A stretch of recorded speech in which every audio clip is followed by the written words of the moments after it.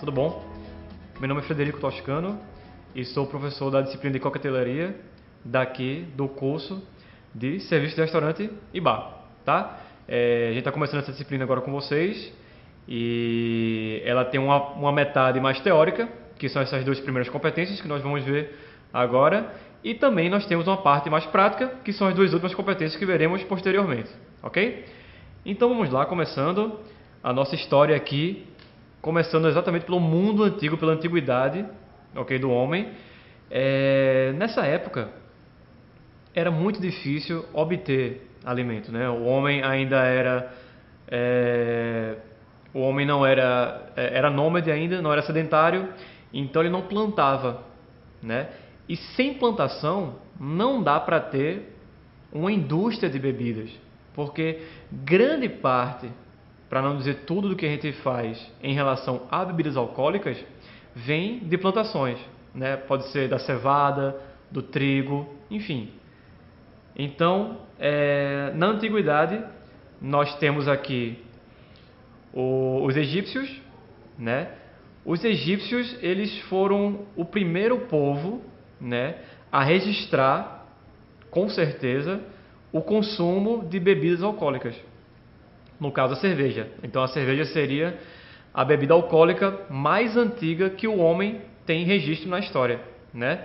A gente sabe que a cerveja é uma fermentação de cevada, né?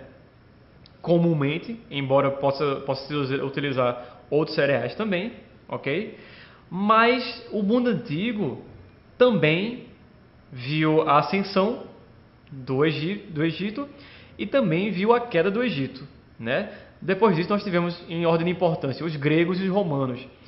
Essas duas civilizações que influenciaram muito e ainda influenciam, né, os ocidentais, a nós, nos dias atuais, eles foram grandes apreciadores da bebida, só que não era a cerveja que os egípcios tomavam. O que os gregos e os romanos mais gostavam de beber, em termos de bebida alcoólica, era o vinho, né? Tanto que os gregos tinham Baco, que era o deus do vinho, e era comum que eles se fizessem festas enormes, né, com o vinho, em que o vinho corria solto, lógico, isso aí entre a elite, entre os nobres, né, tanto gregos quanto romanos, em que se consumia muito, mas muito vinho, né, muitas vezes em honra aos deuses, em honra a algum convidado, né, e eram festas acompanhadas também de muita comida, ok? Então a antiguidade já tinha um contato bastante grande com bebidas alcoólicas e esse contato ia aumentar, né, a produção de bebidas alcoólicas ia se diversificar cada vez mais, né, por todo o planeta e por aí seguiu, né? Nós temos também a produção de outras bebidas, né, algumas características dos países que começaram a produzi-las, como por exemplo o uísque, né, que começou a ser produzido na Escócia, né, que até hoje é país símbolo da bebida, é considerada o melhor whisky, considerado até hoje o whisky escocês, né, também conhecido como Scotch, ok? É um símbolo do whisky, tá? E aí os países começaram a desenvolver suas indústrias de bebidas, ainda de forma muito incipiente, de maneira muito amadorística ainda, e um dos locais em que se fabricavam bebidas na Europa eram os mosteiros, né, os mosteiros medievais, ou seja, da Idade Média, também conhecido como Idade das Trevas, em que a humanidade, na sua porção ocidental, especialmente na Europa, né, as Américas não tinham sido descobertas ainda, passou por um período muito complicado, muito difícil, né, de pestes, de guerra, de morte, de pouco acesso a alimentos. Então, os mosteiros eram um dos poucos lugares na Europa em que se mantinha o conhecimento antigo e se tentava desenvolver esse conhecimento, inclusive na parte de alimentos e bebidas, né? Então, os mosteiros, eles comumente fabricavam cerveja e vendiam essa mesma cerveja, ok?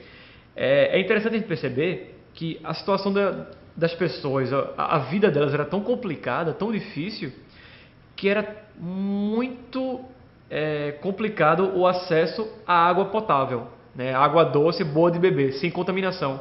Então era mais seguro nessa época consumir uma bebida alcoólica, porque afinal de contas ela passava por processos de destilação, de filtração, né, era mais seguro consumir uma bebida alcoólica do que a água pura, porque a água quase com certeza ia estar contaminada, porque as pessoas não tinham ainda uma ideia clara em relação à contaminação bacteriológica. Eles não associavam sujeira com doenças ainda nessa época. Então, por muito tempo, as bebidas alcoólicas foram consideradas mais seguras do que a própria água, né? Bom, um pouquinho mais para frente, nós temos aquelas bebidas que estão dentro, né, do que a gente chama de bebidas, está fora do que seria simplesmente a água, mas que não são necessariamente consideradas alcoólicas, né, que são as infusões, que são o café e o chá. O café é uma das bebidas mais consumidas no planeta hoje em dia, né? É uma das mais consumidas no Brasil. Ela provavelmente só fica atrás da água, né, em termos de bebidas consumidas no nosso país. E o café, ele surgiu na Etiópia, né, que é um país da África, há muito tempo atrás. E diz a lenda que alguns pastores de ovelhas tinham percebido que suas ovelhinhas estavam com uma energia muito grande. Elas corriam para lá e para cá, elas baliam, elas pulavam, perseguiam uns aos outros. Eles acharam estranho aquilo ali e foram procurar saber de onde é que elas tiravam tanta energia. Eles perceberam que elas comiam um frutinho, né, um frutinho característico, pequenininho, avermelhado, de um arbusto que tinha lá perto, que eles nunca tinham se interessado anteriormente, né, e tiveram a ideia de ferver esse fruto, né, que posteriormente seria conhecido como café, ferver e extrair a essência vegetal desse frutinho, né, e beber essa água, né, e perceberam que essa água, essa infusão, que posteriormente seria conhecido como café, tirava o sono, tirava o cansaço e dava a eles mais energia, né? A partir daí, os árabes, que passaram a dominar a Etiópia, né, através da religião islâmica, eles passam a se enamorar por essa bebida, eles gostam da descoberta do café e passam a espalhar por todo o mundo muçulmano o consumo do café.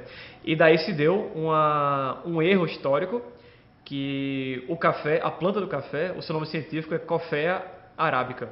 Na verdade veio da Etiópia, não vem dos árabes, tá? A partir daí o café iria se espalhar também pela Europa, né? Talvez você não saiba, aluno, mas os árabes muçulmanos, eles por cerca de 800 anos dominaram uma parte da Europa, né? Que foi uma parte da Espanha, ali na Península Ibérica, bem juntinho de Portugal, que é a região da Andaluzia, né? Então, por muito tempo, houve esse domínio árabe, então as pessoas consumiam café lá também. Os europeus passaram a aprender a gostar do café, né?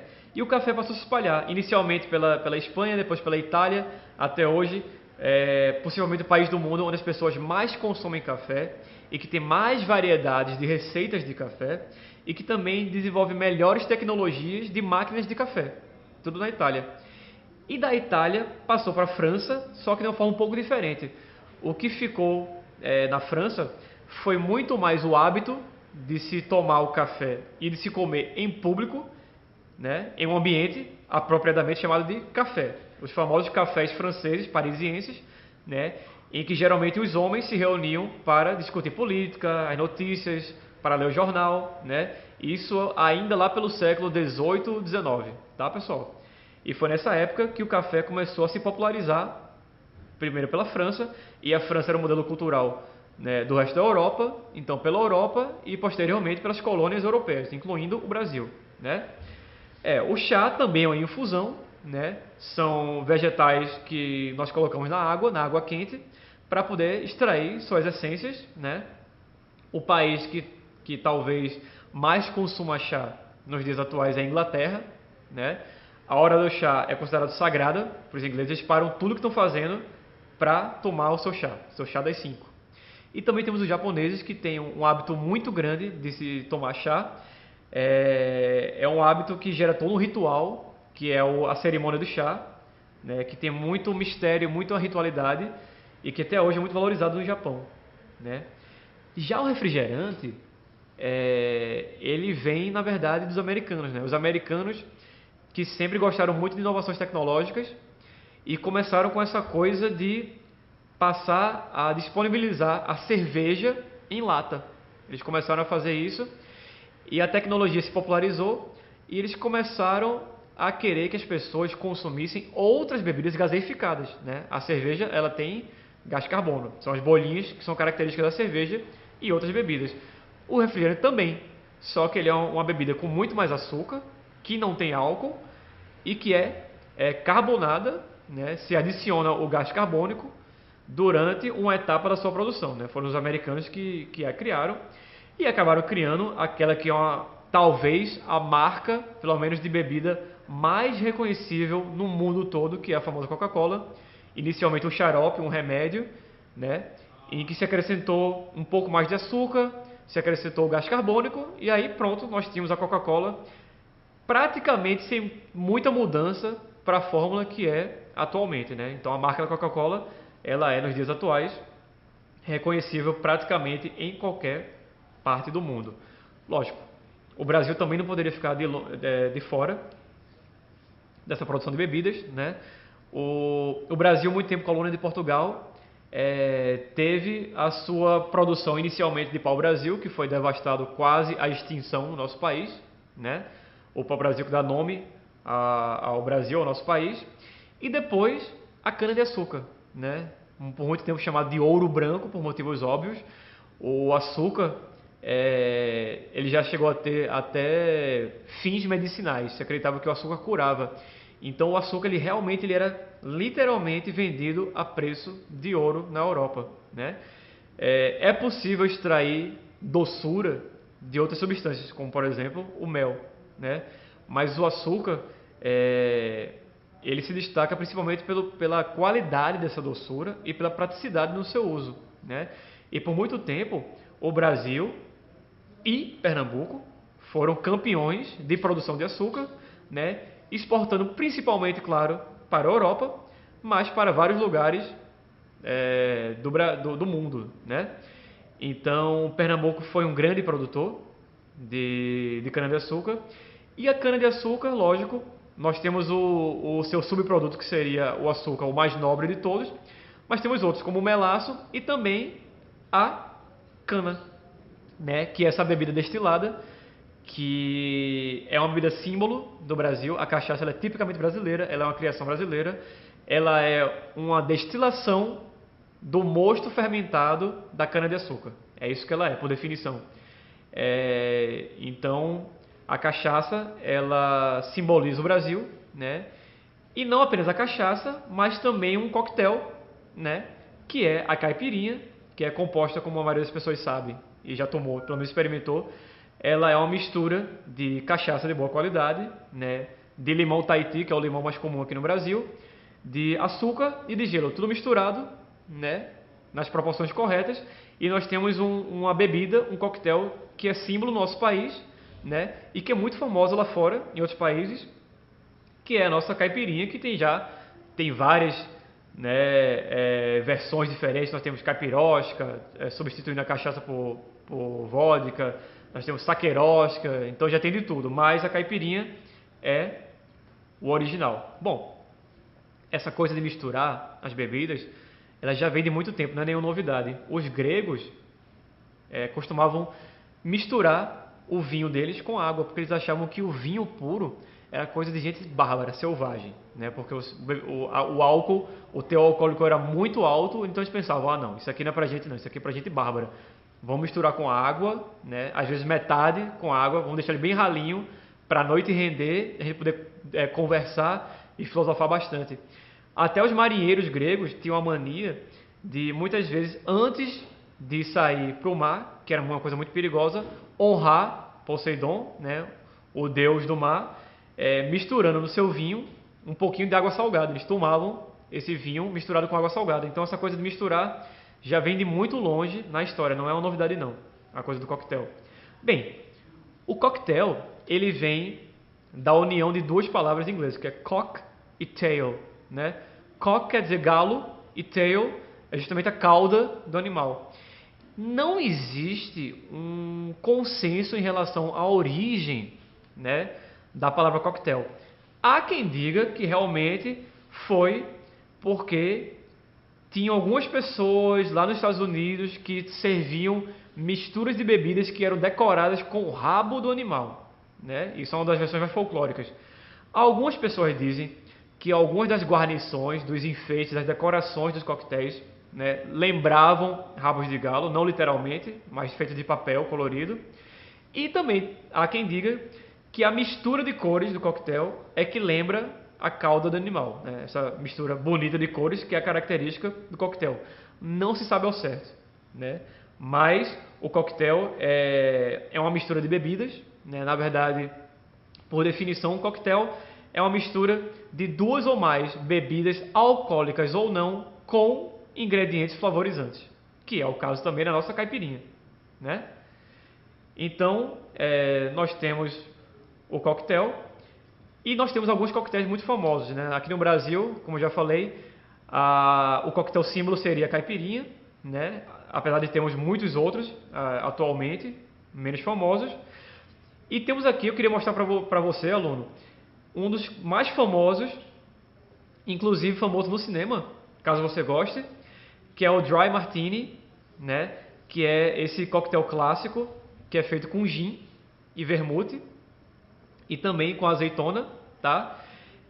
Se você gosta de cinema, talvez já tenha assistido algum filme da série 007, né? Que é aquele espião inglês, britânico, que sempre, todo filme, ele tem aquela oportunidade de ir no bar e pedir pro barman, pro bartender, ou então pro garçom, a bebida dele favorita, que é o Dry Martini, né? E pedir mexido, não batido, que é assim que ele prefere a bebida dele. Nós temos aqui também outra bebida muito famosa, que é a marguerita. A marguerita, que é o coquetel símbolo do México, né? Tá pro México, assim como a caipirinha tá pro Brasil, né? Feita com frutas cítricas, geralmente com limão, também com laranja, tá? E lógico, com a bebida que é símbolo do México, que é a famosa tequila, sendo consumida cada vez mais no Brasil, mas que é muito conhecida também porque os americanos, né? A gente sabe que os Estados Unidos está ali bem ao lado do México, e eles gostam muito da culinária mexicana, né? Então os americanos comem muito burritos, comem muito tacos, e também consomem muita marguerita, que seria esse coquetel símbolo do México, né? Bom, cara aluno, eu acho que a gente fica por aqui nessa primeira competência, né? Na próxima competência a gente vai analisar não só as bebidas, mas a indústria de bebidas, como tem se desenvolvido no Brasil e também no resto do mundo. Até lá!